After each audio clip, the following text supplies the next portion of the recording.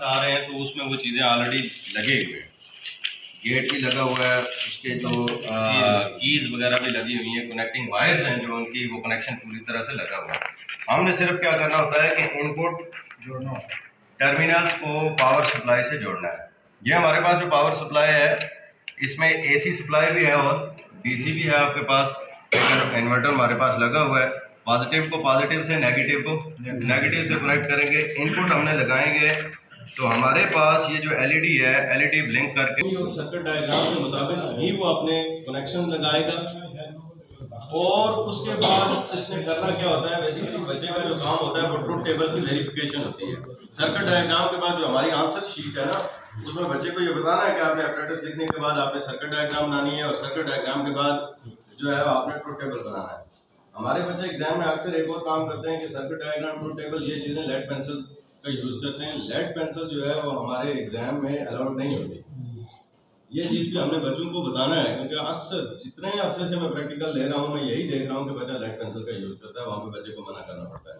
Circuit diagram और उसके बाद वो ट्रुथ टेबल, जो गेट है उस गेट का वो ट्रुथ टेबल लिखेगा। और ट्रुथ टेबल में भी जो चीज़ है बूलियन अलजेब्रा का इस्तेमाल किया जाना चाहिए।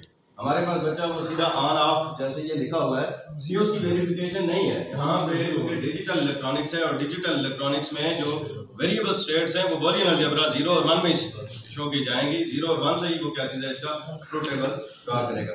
उसके बाद ये जो एपरेटिस हैं ये आजकल बहुत आसान किस्म के एपरेटिस आए हुए हैं। इजीली अगर हम अपने स्कूलों में यहाँ पे नहीं भी है ना, तो हम थोड़ा सा कि आपने क्या चीज़ है बजटिंग से ये एपरेटिस ले सकते हैं। और ये 6-7 प्रैक्टिकल हैं। और अगर आप फिजिक्स के प्रैक्टिकल्स में बोर्ड की स्कीम में अगर आप देखें तो तकरीबन जो आपके सबसे ज़्यादा जो ग्रुप्स होते हैं किसी स्कूल में वो 24 हैं। और 24 ग्रुप में शायद 15 से 16 ग्रुप में तो गेट का प्रैक्टिकल हर हालत में आता है।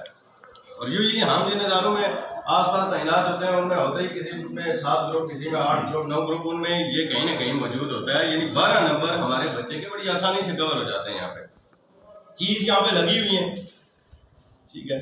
और इसका ट्रुथ टेबल वेरीफाई करना इंतहाई आसान है। जैसे and gate, A and B, हम उसके नाम से बच्चे को बता सकते हैं कि आउटपुट कब मिलेगी आपको, ए एंड बी। जब ए भी शामिल होगी और बी भी शामिल, यानी ए भी 1 हो बी भी 1, तो ऑपरेशन भी यही बनता है, एंड ऑपरेशन।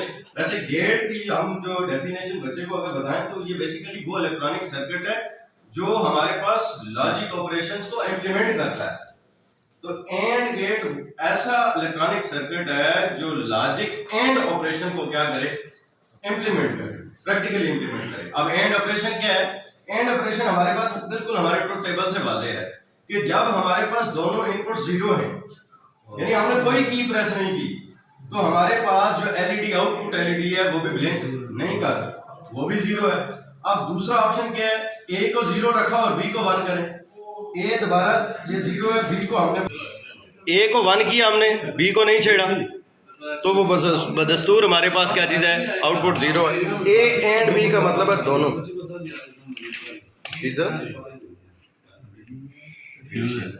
फिर सर ये बहुत आसान है। गेट का एक दफ़ा फिर हम एंड गेट की तरफ हम आ जाते हैं।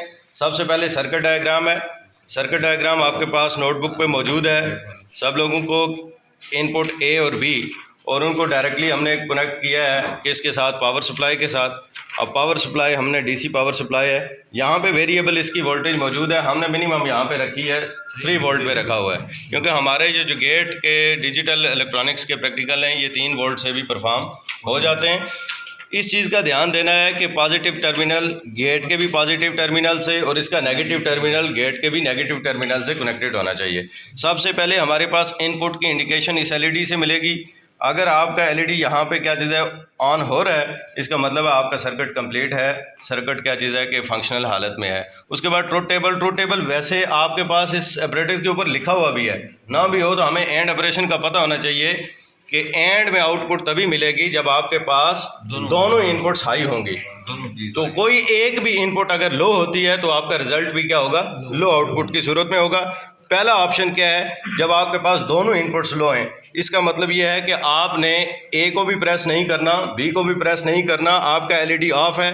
तो पहली पॉसिबिलिटी जो इसकी है वो वेरीफाई हो जाती है।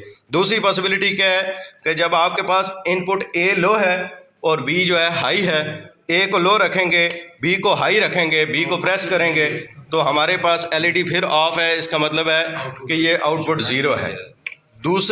तीसरे ऑप्शन क्या है कि जब आपके पास इनपुट ए हाई हो, ए को आप प्रेस करेंगे तो बी को इसी तरह रहने देंगे, तो आपके पास एलईडी ऑफ रहेगा।